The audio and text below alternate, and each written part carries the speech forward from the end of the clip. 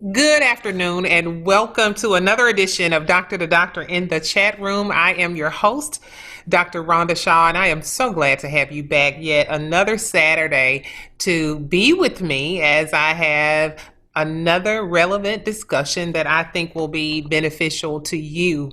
As I always say, I want you guys to stay safe and use those necessary precautions to stay safe, as in wearing your mask. Being sure to physically distance yourselves from others and to avoid congregating in large groups if at all possible, and to ensure that you get tested. If you have not been tested, please do so. If you don't know how or where, just contact your local health department and they can steer you in the right direction of where you need to go to get tested. We want everybody to be safe, so please, people, get tested. We know that COVID-19 has swept over the land in just this insurmountable way, and it has changed our world dramatically. So many things are going on. People are experiencing loss in many ways, not just loss of income, but loss of life. People are just being, isolated and traumatized in many ways by some of the things that are going on as a result of this pandemic. So we want you guys to be okay and be safe. And I think that's a great segue into our discussion today. I really like keeping mental health, suicide prevention topics in the forefront, those domestic violence. And today we're gonna do suicide prevention. I have my dear friend who I love very much, Dr. Audrey Elion is here again today to talk about suicide prevention, and I thank you so much for coming back. You're always accommodating in the greatest way, and I thank you for that.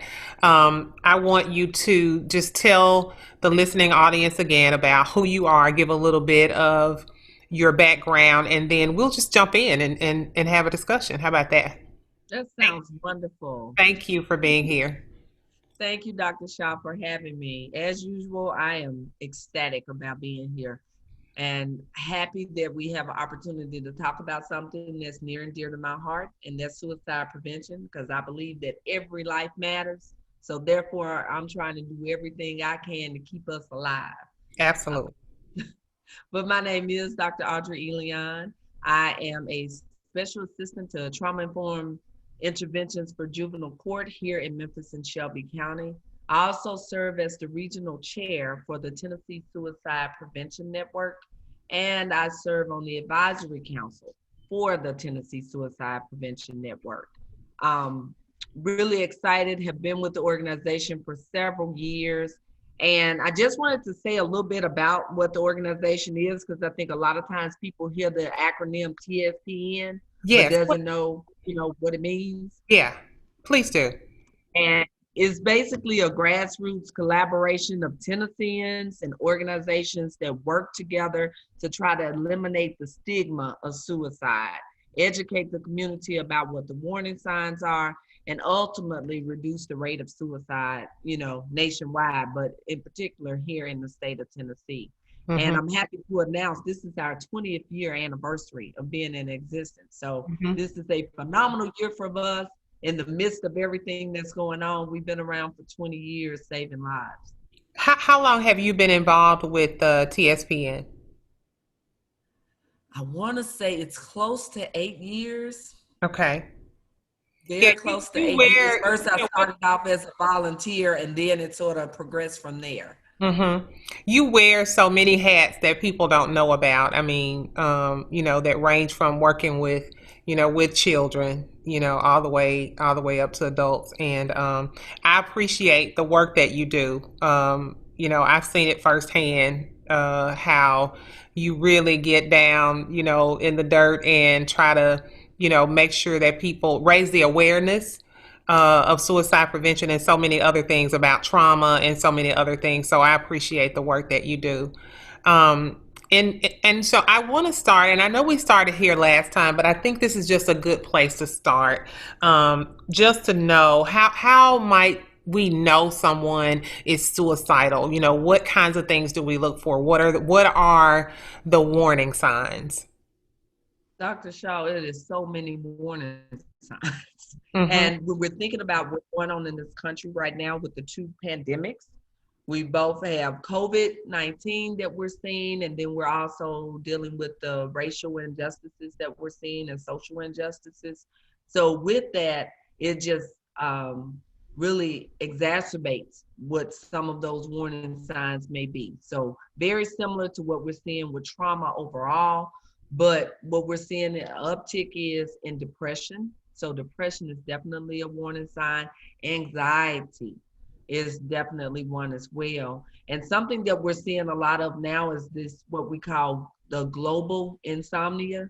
Like a lot of people are having problems sleeping and resting because of everything that's going on. Mm-hmm. But some people are overeating, under eating, sleeping too much, not sleeping enough, like I said earlier.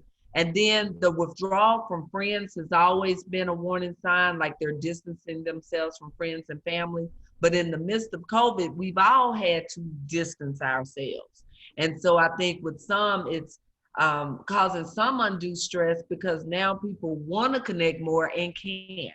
Yeah. So they are limited. So that could also be a potential sign. So I think it's very important for people to be aware of that, especially since we are at home now with our families. But you have to remember those that may live alone, and to be able to check in on them to ensure that, that they're okay.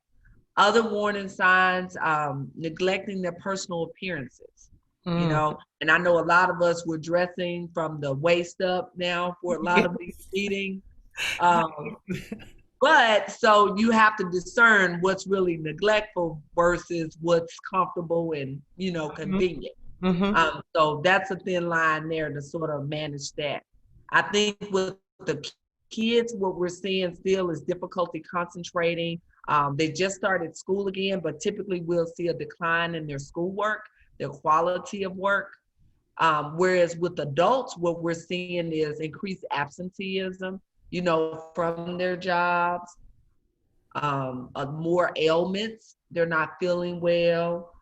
So we do want to look at that as well. And then loss of interest in pleasurable activities. Mm-hmm. They don't want to do anything. They have lack of motivation. So it's a myriad of things, but those are some of the major ones that we're seeing. But especially right now, depression, stress, anxiety, those seem to be the top warning signs that we're seeing You know, something that you said that a that person really may be.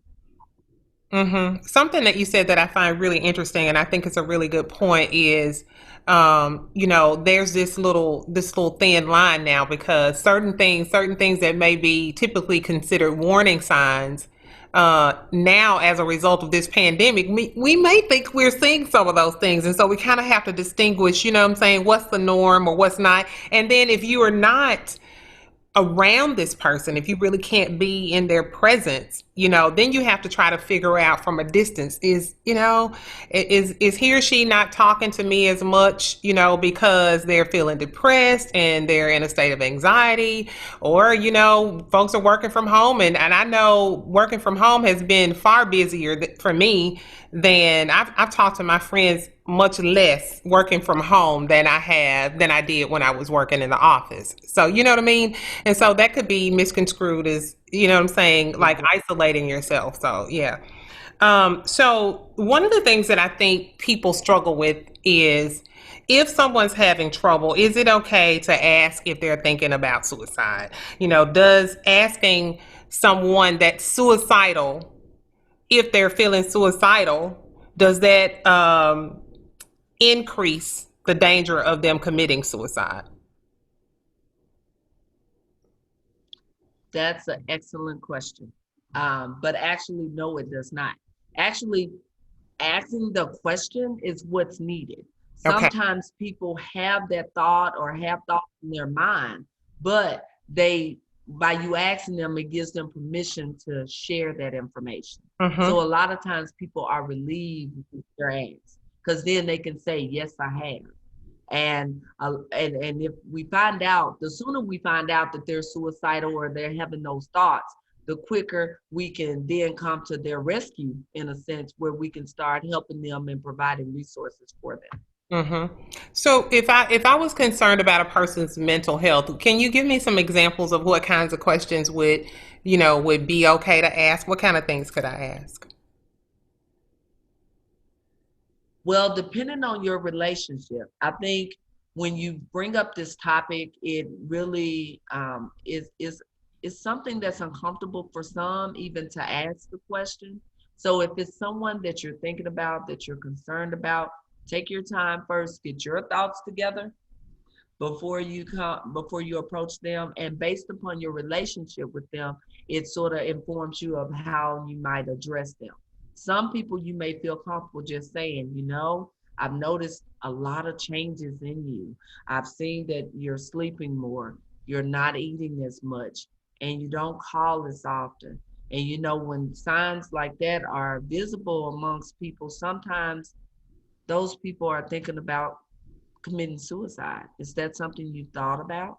Mm-hmm. Or you could say, I've noticed you're not as happy as you used to be. Can you talk to me about that a little bit more? And the more information you get, then you say, well, have you ever thought about not being here anymore? And then they may say, well, yeah. And then say, well, have you thought about killing yourself? And so I think the more direct you are, the better. Because if you say hurting yourself, that's one thing. They may think about doing some self-injurious behaviors. But when you say the word killing or taking your life, then it's more direct. And Yeah. then you can get more information, because then you can go from there and say, what things have you thought about? Mm-hmm. And then that leaves the door open for them to then communicate with you. Yeah. If you get the answer, yes, I've thought about taking my life. What would be the next steps? Because I would be afraid to do any. I think I would just want to ensure that I'm subtle enough that I don't, do anything that would put them in more danger. So, what would be some really good next steps for someone that says, "Yes, I've truly thought about taking my life." Outside of that, you can say, well, what things have you thought about? Like I said before, find out what some of those thoughts are, and then say, this seems like a lot, and this is not my area, but you know what? I've thought about, and I know some people that we may be able to go to. Would you be interested in going to see someone to talk to them about it? Mm-hmm. And then they may say, yes, that's something I would like. And then also offer, say, well, look, I have some numbers available, which I'll share with you all later. Mm-hmm. But say I have some numbers that might be helpful, or let me work with you to try to find someone. We can look under your insurance if possible, or we can look up resources in the area. So it's like you taking the responsibility off of you, in a sense, because you don't feel comfortable saying things, and you don't want to say the wrong thing because you may not be a therapist, but you want to let them know, so look, I'm in your corner, I'm supportive. If you need me to go with you to get help, I will do that as well. So I think those are ways that you can say, well, look, let's see if we can work together to find ways to sort of get you the assistance that you need. Mm-hmm. Is is suicide a rarity? And who's at greatest risk? Well, it's not a rarity, unfortunately. Our numbers have been increasing over time. And when I'm looking at the numbers right now, the latest numbers that we've received were the ones from 2018. Mm-hmm. And just looking at those numbers, suicide is the third leading cause of death for ages 10 to 19. And it's also ranked as number 10, being the leading cause of death for all age groups. Mm-hmm. So that's something that we're seeing. And we do have certain high risk populations. Mm-hmm. So some of those include Native Americans, those who are survivors of suicide loss, meaning they've lost someone to suicide. Sometimes they're more susceptible. Mm. Veterans are also high risk populations.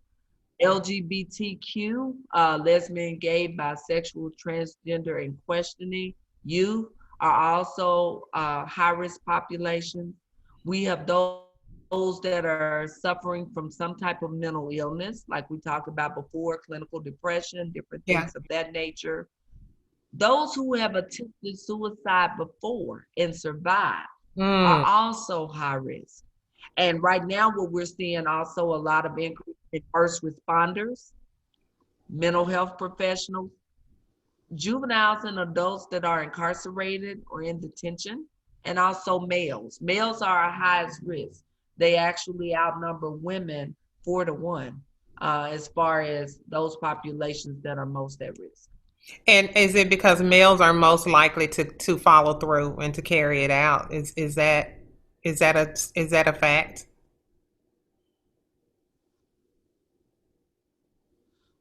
Well, it depends. It's based upon the means. A lot of times with males, they're using guns, Mm-hmm. whereas with females, they're using alternate methods. Sometimes it's pills, Yeah. or it may be trying to hang. It may be cutting, but not necessarily. But firearms are, because a lot of times when they shoot themselves, it's more fatal. Mm-hmm. Um, is suicide more like, is it related to an impulsiveness, impulsive act? We do see it as impulsive, but the thought process is a lot longer. Sometimes the thoughts have been there and they're dealing with things over time. Sometimes things can happen to trigger it. So in that moment, it may be considered impulsive, but Yeah. it doesn't mean that they just wake up and they're just going to do it. No. Yeah. But sometimes at the moment, let's say for instance, they're doing well, and then something happens to trigger a depressive episode. In that moment, they may choose that that's the only alternative that they have. And Mm-hmm. so sometimes they can act impulsively with that by taking an overdose of pills or pulling out a weapon or trying to hang themselves. So sometimes that's the case. Other times people have a well planned out thing of something that they want to do, and those are the ones we're also looking at as well, because sometimes they have a plan, they lay it out, they write a letter, and they let everybody know. That doesn't always happen though, okay? But when that happens, then, they sort of have made their plan and they've made arrangements. They know who they're going to give things to, and they say their goodbyes in a letter. So it really depends on the person as well. Then that leads me to this thought. When people don't leave a suicide note, um, and there are these lingering questions, for the people that are left behind, and the impact that must have on families, and loved ones, to not know. I'm saying, if there were no signs, in retrospect, you couldn't see any warning signs, and even now that you look back, you're like, I didn't see it coming. And then there's no note, that must be, and I don't know if that happens often, more often than not, but that must be a very difficult thing for the people that are left behind. I would say it is very difficult. And just from talking to people that have seen that or experienced that, it is very devastating. And I would say for me, I also had someone to take their life by suicide, and I didn't see it. Hmm. At that time, I was younger, I was in college, and I didn't know what the signs were. And so a lot of times, though, we're seeing that people have communicated it, but people usually blow out those signs. They'll say, "Oh, well, they'll be okay," or they just broke up with a girlfriend or boyfriend. They're upset now, but they'll get through it. And a lot of times, we don't realize that that person is really having a difficult time coping Hmm. with that. And so sometimes we don't see the signs, but sometimes the signs are there. And I think that's something for people to start taking into account, and just thinking about. But it's hard because you don't know. Yeah. And then when you do know, you try to put parameters in place to try to help or safeguards. Mm-hmm. And a lot of times we suggest a safety plan for those individuals as well.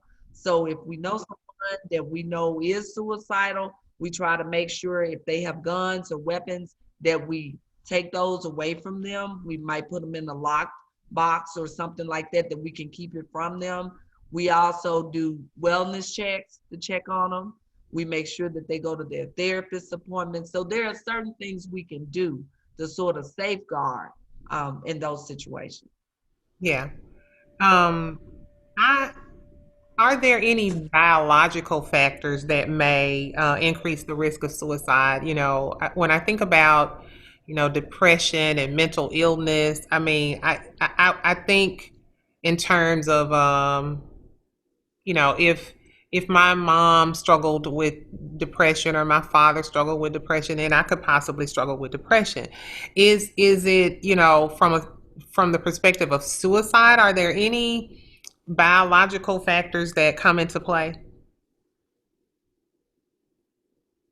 Not necessarily biological factors, but definitely with mental illness. If there's a family history of mental illness, that does increase the chances, especially when you're talking about depression. But as far as suicide, if they have a family history, it's something to look out for because sometimes they may see that as an alternative or a way to cope. So not biological. It's not anything in your DNA saying, well, if your mom died by suicide, you're also going to do that. So no. Yeah. But that mental health piece, that's the part we have to see because that can be genetic. Okay. Let's talk about how substance abuse ties into the increase of thoughts of suicide. We'll talk about that when we come back from break. We'll be right back. Doctor to Doctor will continue in a moment. Welcome back to Doctor to Doctor in the chat room. I am still here with Dr. Audrey Elion, and we are talking about suicide prevention. And before we left, I was asking you about substance abuse and how it may increase the risk of suicide. Talk about that a little bit.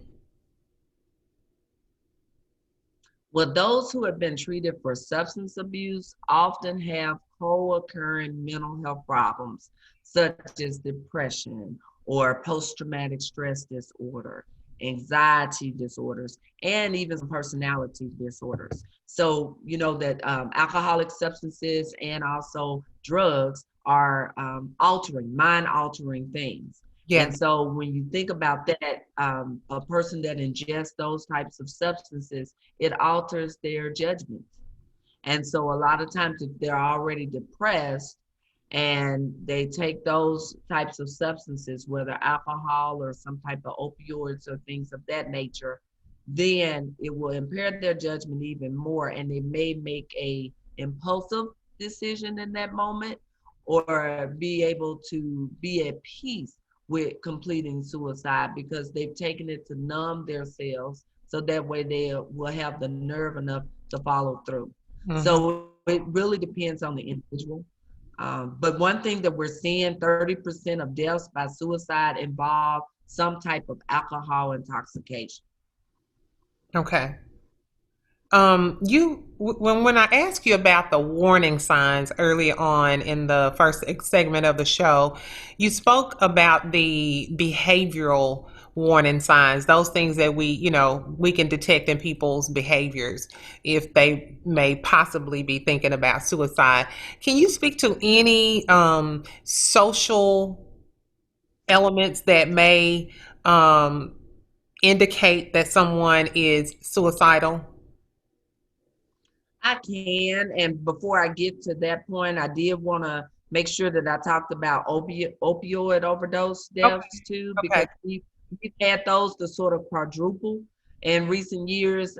So in 1999, we had over 8,000 deaths from opioids. And then now, leading up to year 2015, it's 33,000, over 33,000. And the numbers have been going up since then.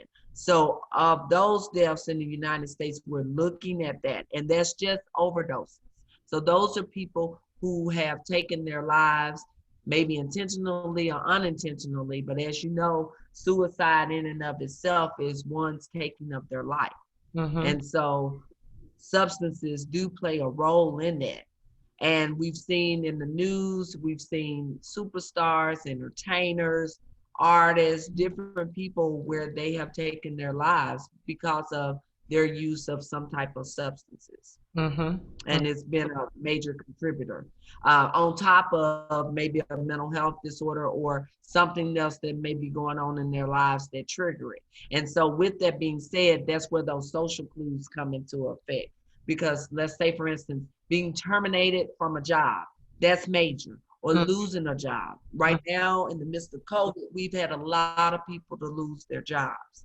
And so some of the ways that they may cope may be to turn to alcohol or some other substance, whether it's marijuana or opioids or different things like that. So people are using that to maybe numb the pain of the stress and anxiety that they're feeling. Other things that we're seeing as a social clue, maybe a recent unwanted move. Maybe they've had to move, or they've lost their house. They may be homeless. So those are certain things to look for, and that's with adults and or kids. Any major life transitions, you all, that's like a divorce or retirement or a sudden illness. We've had a lot of people to contract COVID along with any other type of disease or any type of illnesses. So those also are warning signs. Those are people we may want to check in on a little bit more, because we realize that they're dealing with a lot, Mm-hmm. especially if they've lost that loved one too by death. And then something else that we're seeing more and more of, a sudden loss of freedom. I talked earlier about those that are incarcerated or in detention. Sometimes they feel as though, especially if they have a life sentence or they've lost all privileges, don't feel comfortable in an enclosed environment. In detention and incarcerated places like prisons can lead a person into thinking more negatively, can lead them to be more depressed, and then it may increase the type of ideations that they're having, those thoughts of suicide. Mm-hmm. I want you to talk about the uptick with African American youth, but before you do, let's give that number. I usually try to give the number throughout the show. Can you provide us with the number, please? Well, I have several numbers. So I know that when you air this, you have people within the state of Tennessee, but also nationally. So I do want to take time to give those numbers out. Okay. We have the 1-800 number, and that 1-800 number is our national number. So this is a number where you can call, where we have trained people on the line. This is open 365 days a year, 24/7. Okay. So we have someone that will be on the other line to try to address any concerns the person has. Okay. This is for someone who is suicidal, may have contemplated, not for anyone that is actually already taken something or ingested something or has already started to act. But this is someone who may be thinking about it and needs someone to talk to. Or this may be for you as a friend of someone and you're concerned and you're trying to give resources or ideas of what to do to help this person. You can also call this number. But Mhm. it's 1-800-273-TALK, which is 8255. So 1-800-273-8255. Okay. That's the national hotline. We also have a Tennessee crisis line, and that number is 1-855-274-7471. And that's what helps us as TSPN keeps track of our numbers. So that way we can keep track of every call that we get into our crisis line. And for youth and also for adults, we have a lot of youth that are um, don't like to communicate virtually or don't want to communicate via phone, but they like to text. So we do have a text line, and we started that a few years ago, and it's been phenomenal as far as the outpouring of people who are responding. And that number is where you text TN, the letter TN, to 741-741. And Okay. one thing that we've seen, I do want to say something about that text line. From March of last year to March of this year, we've seen 3 times the amount of text. Thinking about the beginning of COVID, so many more people in the month of March had started texting in during that month than they did the year prior.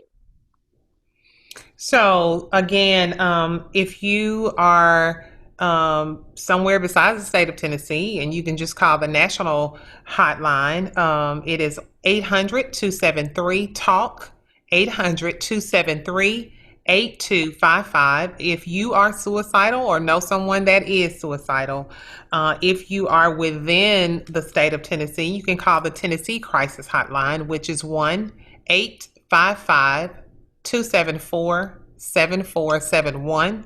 That is 1-855-274-7471. And if you are just not comfortable talking with someone, maybe you are a younger person and maybe you are not a younger person, but you would just rather text, you can text TN to 741-741. That's text TN, that's the letter TN, to 741-741. Dr. E, talk a little bit about the uptick in suicide amongst African American youth. Well, over the recent years, there has unfortunately been an increase among Black youth, and they've been increasing more than any other racial or ethnic group. And so, because of that, we had a group, the Congressional Black Caucus, established an emergency task force in 2019. It was April of last year. And April of last year, April 2019, to basically focus on Black youth suicide and mental health. And I think this was something that was phenomenal in the fact that you had a group of legislators that said, hey, we need to do something. We need to see what's causing this. What do we do to try to decrease these numbers? And so that's something that they've been working on. They're gathering information from different entities so that way they can sort of research that even more. So I'm waiting to hear more from them and what they're doing.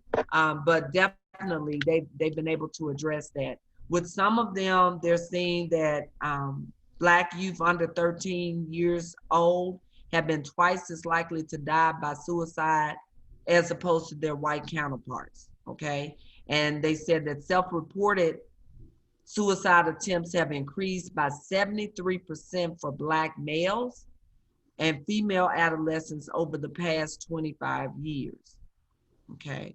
And so the reason for that, they said, has to do with lack of care for depression. And so a lot of times they may not be seeking mental health services. And so they're dealing with a lot of things. They're also looking at structural inequities that may play a part, social determinants of health, stigma, mistrust of healthcare system and healthcare providers. Those could also be barriers to treatment. So aside from talking to someone that might be suicidal, encouraging them to get counseling or what have you, what else can we do to prevent this? And and I know you are doing a lot. I mean, in terms of educating people, but just talk about some of the things that we could do as a society that may be a means of, a preventative means of preventing suicide. Well, one thing that the Tennessee Suicide Prevention Network does, we do provide free suicide prevention training. So it's an hour and a half long, depending on what training people sign up for. But we talk about what the warning signs are. We talk about different strategies. We talk about the myths. We talk about different ways that you can ask the question. So I think the more we know, the better it is, because the more we talk about it, the less stigma is attached to it because it becomes normal. it becomes part of life. Like this is just a part of our regular conversation. Mm-hmm. So I think the more that we're educating the general public about this, I think it's good. The more that we're assessing in our different organizations, because right now you have a lot of doctors that are also screening for that.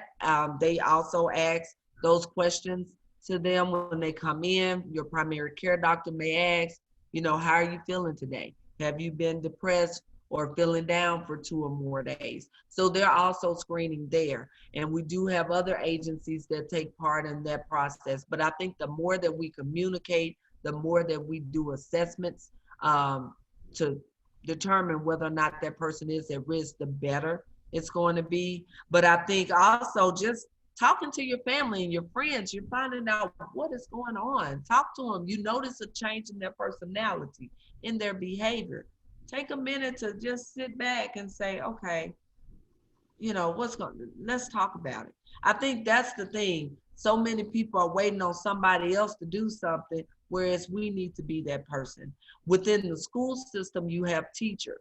Even now in the virtual realm, they're looking as well. And I know here in Shelby County, they're monitoring the youth online to see if there are changes in behavior.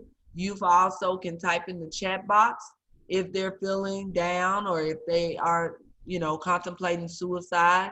We have mental health workers that work within most of our school systems. So they are providing free counseling services to the families of those who need it. And then we have local crisis numbers. So if we do know of someone that is actually in crisis, that has needs to be assessed, I also have local numbers for them as well, one for adults and one for children that people can call. And that person, a mental health professional, will then, they used to come out in person, but now a lot of it is telehealth. So they will be online, talk to the person, do the assessment, and then make the appropriate referrals. Yeah. So why don't people, and I say people, but I really think it's huge in our culture, talk about things like mental illness or depression, suicide, bipolar disorders. You and I deal a lot with ACEs, and the ACEs assessment, and all of us have those adverse childhood experiences, and all of us have had, probably at least one, in our lives or whatever. But I remember, a cousin drowning when I was very young. I think about the things that were ACEs, and that we should have probably as children been given some, gotten some help, you know what I mean, and been able to talk to somebody, even if it was just to openly talk to, our parents or our caregivers or what have you. But over time we sweep all these things under our mental rugs, I call them. We just store them and we don't talk about them. And why is it so taboo, do you think?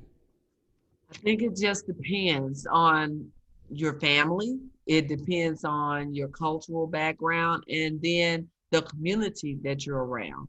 So I know within some families, it's like it's private.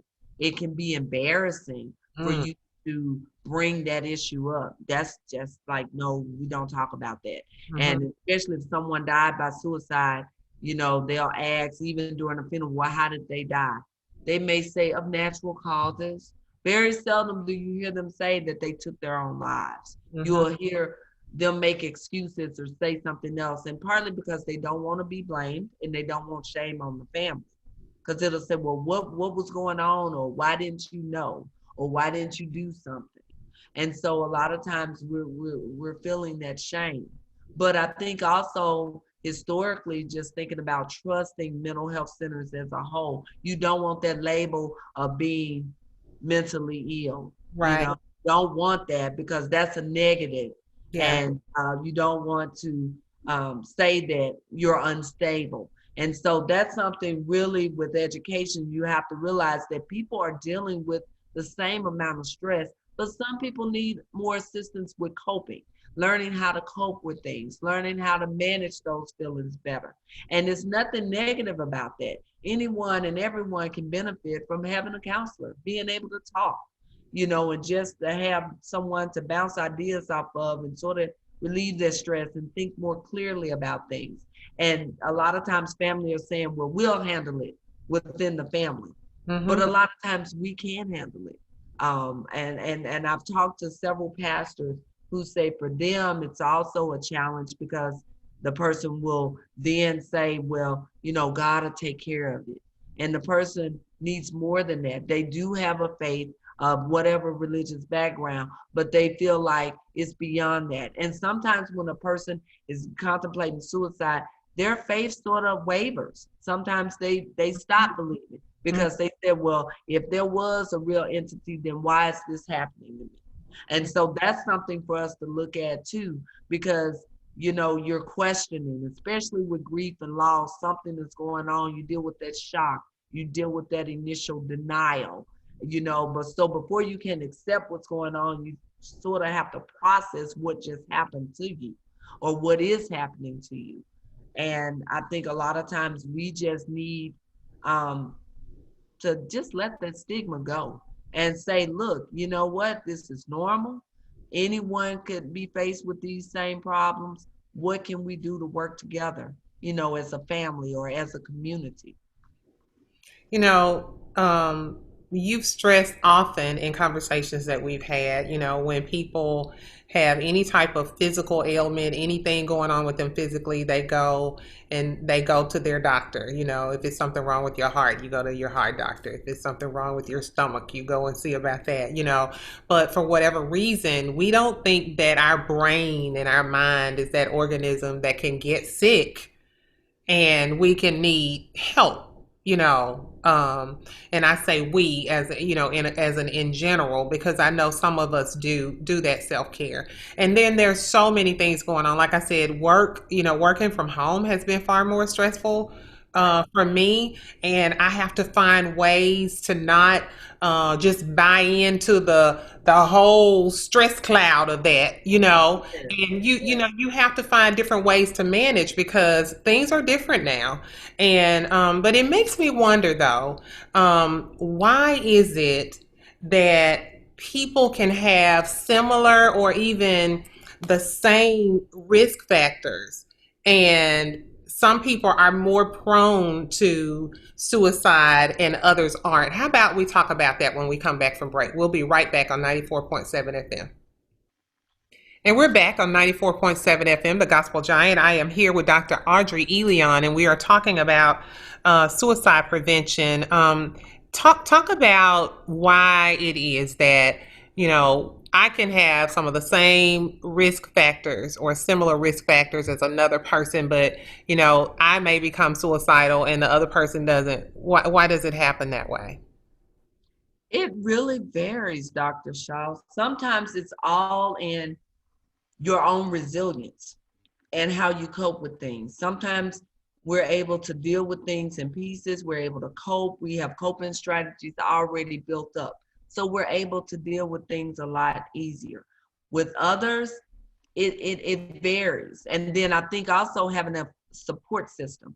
The more family slash friends you have that you can confide in that are supportive, I think it's going to be easier for you to sort of get through and manage those things. But if you feel distant or if you have distanced yourself from those people, sometimes the person becomes overwhelmed and feel as though they have to do everything on their own. Mm-hmm. So sometimes that can make a difference as well. Mm-hmm. And maybe even, back to the self-care and how we are, if we're willing to take care of our mental health, because things they pile up. um And I was going to say, and with that, when you think about that, sometimes it depends on what you do for self-care. Some people may exercise to relieve stress and tension. Other people talk. They talk it out with friends and whatnot. Others may go and see a therapist just so they can receive the help that they need. If they have mental health problems in addition to that, they may be taking medication. And then you have others that cope with alcohol. Mm-hmm. and substances like we talk about. So it really depends on your coping skills and triggers. You have to be able to know what your triggers are and be able to watch those and be able to control those in the moment in order to keep your feelings in check. Yeah. How can we really just be there for someone that is feeling suicidal? I think the main thing is be aware, like I said earlier, of what those warning signs are. And when you approach them, be empathetic, Mm-hmm. really try to be supportive to them. When you're with a person, get them by themselves. A lot of times people are more comfortable talking to you one-on-one than in a crowd. Or if you, like the kids say, put them on blast, you don't want to confront a person in front of other people. Sometimes you really need to talk to them directly. And at that time, listen to them. This is not about you in that moment. It's about that person. So be able to really listen to what they're saying. And a lot of times people may say, you know, I'm depressed. I've been thinking about killing myself. And then the person said, you're not really thinking about that, are you? Well, that's crazy. So I think it's important for us to also be non-judgmental in that moment because for them, it's real. Whatever they're dealing with is real and it's salient to them. So we need to be respectful of their feelings. And I think that's really, really important. And then to allow them to express all of their feelings and then accept them. Even if you don't agree when you accepted it because you're trying to be there for them. The more supportive that person feels from you, the more willing they are to talk to you. And then, especially when I'm working with kids, I always tell them not to dare that person. And we're seeing that a lot with social media, how sometimes kids and even adults can egg that on. They'll Yeah. say, well, go ahead and do it. Or Yeah. I don't believe you.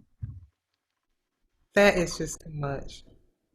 Yeah, so a lot of times we do need to monitor that as well and really not dare that person. And sometimes a person may have been suicidal several times and they've come to you. If that's the case, that's good. That means that they trust you and it means that something was working in order to prevent them from taking their lives. We just sort of have to continue to be supportive to them. And then don't ask why. A lot of times people say, well, why do you feel that way? Sometimes they feel like that's judgmental too, and it puts them on the spot. And this encourages them sometimes to be more defensive. So we try to discourage that word why and just say, well, what's going on as to you know, those thoughts and those thoughts are occurring in you. You know, let's try to talk about it, you know, and try to be that listening ear that they need. And don't give advice by making decisions for them because if you make the wrong decision for them, then they're going to blame you and you don't want to be put in that predicament. So it's important to try to get them connected to someone that can assist them and direct them as they need. Mm-hmm. You spoke very early on about you mentioned the myths. You know, can you talk about a few of some of the myths, known myths about suicide? Some of the myths are they will say if you talk about it, I think you brought that up. If you talk about suicide, then they'll be more prone to do it. That's a myth. And then another myth is no one can stop a suicide. It's inevitable. If that person wants to kill themselves, nothing you can do. That's not true. That's one of the most preventable things we can do because as soon as we know, we can start doing things in order to stop that person or prevent them from taking their lives.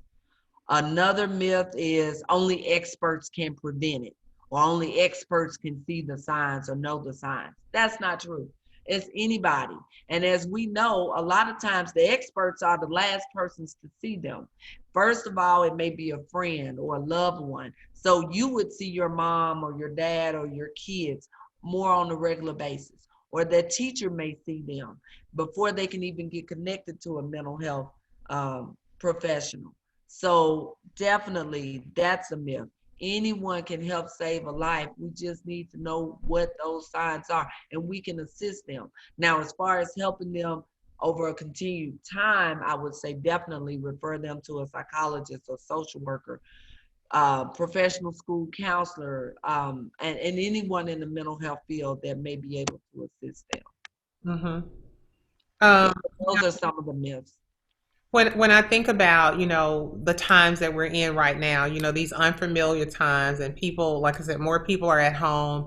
Folks are having to not only work from home, but try to balance work and educating their children at home. People are becoming more frustrated, maybe feeling inadequate or inept, particularly as it relates to educating their children. I mean, I'm an educator, and I know how difficult it is to teach certain skills and concepts. It's not that you don't know it, but it's one thing to know something and it's another thing to teach it. And it's not that these things may push people to be suicidal, but I think that there is a lot more of mental illness as a result of the times that we're in, with something as simple as just having a balanced life right now. And Right. and if you have somebody that is already, far more prone or sensitive to, something like suicide, then these times are just adding fuel to the fire. Yeah. I agree. Um, I agree. talk about suicide postvention. We talked a little bit about that offline. Can you speak to that, please? Oh, yes. So let me sort of define what that is, because a lot of people are like, I don't understand that. So suicide prevention, we're trying to do things to prevent suicide. Suicide intervention has to do with things that we're actively doing. And postvention happens after the suicide has taken place. Okay. So it can take many forms, but the purpose of postvention is to support those who have been affected in some ways to cope with the loss, reduce the risk of suicidal behavior, and support a healthy recovery in the aftermath of a suicide. Okay. And it also serves, though, as a preventative way when it promotes healing of those who have been affected by it so that we can help to reduce their risk of suicide. Mm-hmm. So, what TSPN does, and I know the school system does, and we have various groups throughout the state of Tennessee. But as far as what we do in particular, we have a group of mental health professionals and general people from the community that have a passion, that are trained, that work as a unit. So, but prior to COVID, if we lost someone by suicide, we may be called out to that school or that church or that community to provide assistance. We are there, we talk to them in a group, we help them debrief, go over things, we listen to their stories of that person. We talk and teach them what the warning signs are, so that way they will know if they're exhibiting those warning signs. And then we try to give them the resources they need. There are sometimes when we've done post-vention exercises where we've had therapists on hand that may have had to do some crisis counseling in that moment with them. So that's something that's very important, because a lot of times people think, oh, well, that person died, they'll be okay, they'll get over that. But sometimes they're not. And especially when it's a close-knit group, or that person had been a part of a group or a church group or students at school, a lot of times those services are needed. And when it occurs in the school system, you also have to consider the kids, but also the teachers that may be impacted because they knew that child as well. And then sometimes parents are involved because now their child is going home, and their parent also needs to be equipped with what they need to know so that way they can better help their child. Are there any types of, I don't know, maybe screenings or anything other than just basic questions that the primary care physicians ask? Are we moving towards something a little more specific, from that arena? Because I think people are more apt to see their primary care physician, right? Mhm. So do you know of anything coming down the pike, or that is already in place, that primary care physicians are doing more to screen people for suicide since there seems to be an increase in suicide? That's a good question, and I think it's dependent upon the physician. But yes, they do have access to screening instruments that do look out for suicidal ideation. And one instrument that I know that a lot of mental health agencies use, school systems use, is the Columbia Suicide Scale. And those questions that they ask are very direct. They talk about if the person has been suicidal, the length of time, if they've ever attempted before, if they have a plan, what is their plan? Do they have those means available to follow through with those plans? So yes, that they have access to that. I can't say widely that every physician is using it, but I do know of some that are.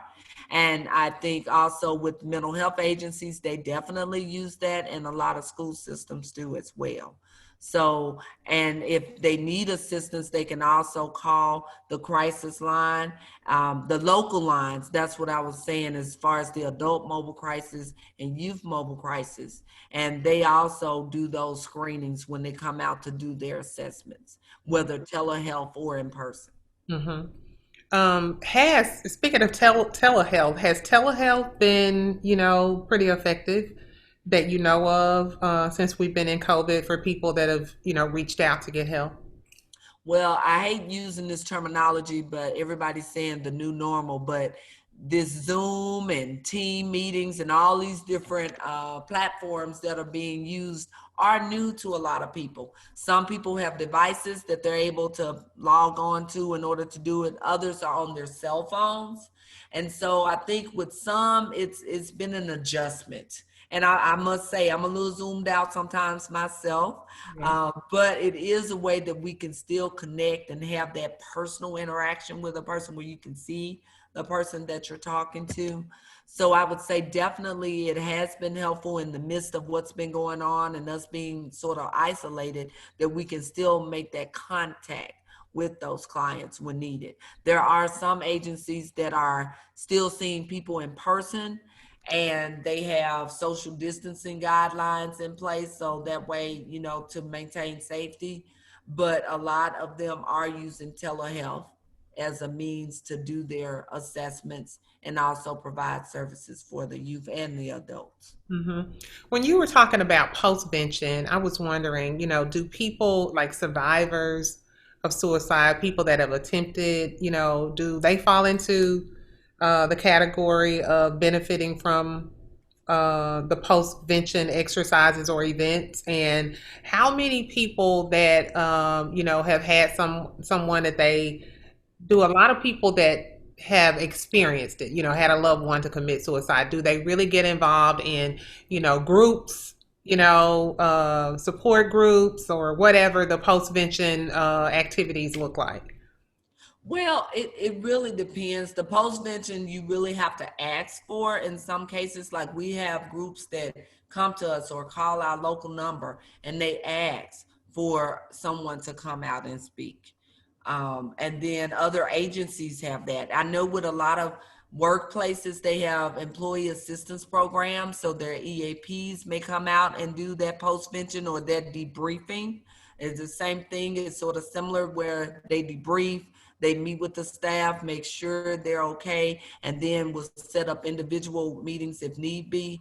There are some places, some churches that also provide survivor groups, those who are survivors of suicide, whether they have attempted before or whether they lost a loved one. We have Good Grief Camp here in Memphis. So there are various forms of ways that people can reach out and get help. Now, does that happen on a broad scale? I really can't say that to be the case, because sometimes they stay within their own families to deal with things. And like we talked about earlier, it depends on the person's culture, comfort level. Sometimes they will be more willing and apt to go for individual counseling. Some people do better in a group setting. Others like to cope with things on their own and they're fine, and others have their family and friends. So it really depends on that person and what their comfort level is. hmm Before you give some final thoughts before we move to a close, I want to just give out these numbers again. The national hotline, and you can call this line 365 days, 24 hours a day. It is 800-273-TALK. 800-273-TALK. 800-273-8255. If you're in the state of Tennessee, you can call the Tennessee Crisis Hotline, which is 1-855-274-7471. That is 1-855-274-7471.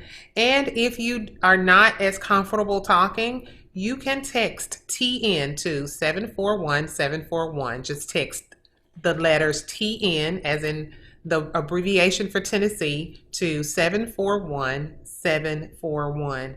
Again, I thank you. I do want you to just offer some final thoughts before we leave, and I want to just say to our listening audience, particularly those of us that are lovers of Christ and believe in God, and and we have a lot of faith in our faith-based leaders. Please know that it's okay to love God, it's okay to pray, and it's okay to get help. If and to seek help if you need help for mental illness of some type. Don't ever feel like that is putting your faith down, or not having faith in your faith. It is faith without works is dead, and sometimes we have to take some steps to do things for ourselves. Dr. Elion, just offer us some final thoughts before we move to a close, please. Some of the things, well, one final thought is that I want everybody to know that nearly everyone at some time in his or her life, they may think about suicide. And most everyone decides to live because they realize that the crisis is only temporary. But death is not. Okay. So on the other hand, people in the midst of a crisis, though, often perceive that their dilemma is inescapable, and they feel a loss of control. So a lot of times when we're meeting with them, they're saying they really don't want to die. They just want the pain to stop. They're unable to think clearly. They can't make decisions. They can't see any other way out, or they can't see the light at the end of the tunnel. So just to know that any one of us at any one point in time have had those days or those months or those situations. But I think the more that we educate others in the community, lessens that stigma, and let them know that it's normal to feel that way, and that certain things can be handled by yourself, others can be handled with friends and family, but sometimes we need that third level. We need someone, a mental health professional, to assist us in getting that mental health need that we so desire and need in order to save a life. And so in closing, I just want to say I love each and every one of you, and I'm trying to do everything I can, and I want you to help me help others in trying to get this word out there. They can sign up at tspn.org for training, free training, just to know a little bit more in detail about what the warning signs are, things they can do to try to connect people that they see in crisis with the services that they need. So that way we can help save lives. Thank you again, and a very special thanks to my honored guest, the listening audience that comes back every week for these topics. I appreciate you guys so much. As Dr. E just said, if you want free training on suicide prevention, and maybe if you want somebody to come talk about the post-vention piece that she mentioned earlier, just go to tspn.org. That's tspn.org. I will see you guys at the same time next week here on 94.7 The Gospel Giant. I'll see you then. Bye. Thanks for having me. Absolutely.